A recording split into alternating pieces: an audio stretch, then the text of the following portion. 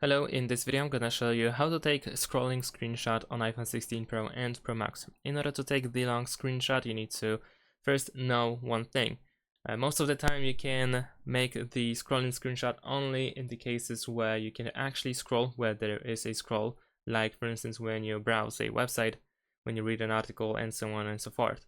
In order to capture the long screenshot, you need to do the normal screenshot, so you need to press the volume up button and side button at the same time.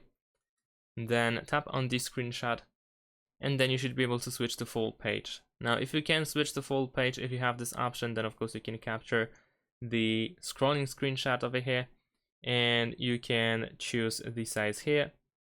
And once you are done with the screenshot, so let's say I want to maybe not capture the whole page, but let's say this amount, then I can press done.